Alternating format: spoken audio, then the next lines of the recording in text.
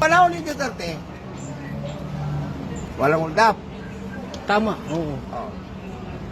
Walang nagubad. Oo. Oo. Ngayon, Nang maayos. kami nung araw, pati anak ko nagreklamo eh. Oo. Pa, dami pala uldapper dyan sa may labas. Bakit? Kasi panahon ni Duterte, wala eh. Oh? Saan ang lugar mo, pre? Saan yun? Sa Payatas. Sa Payat. Ay, oo nga, marami nga dyan. Oo. Marami talaga. Ngayon, Oo. nung dumating si Marcos, anak ng tinapay. Oo. Anak, sabi ko sa anak ko, anak, huwag kang maglakad yan. Delikado siya ngayon.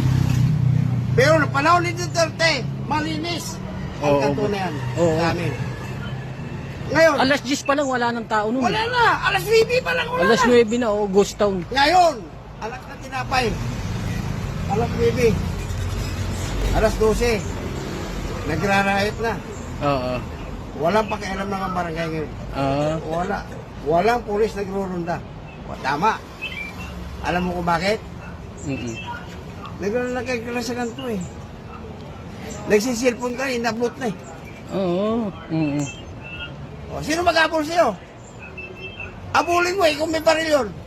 Patay ka. Patay. Oo.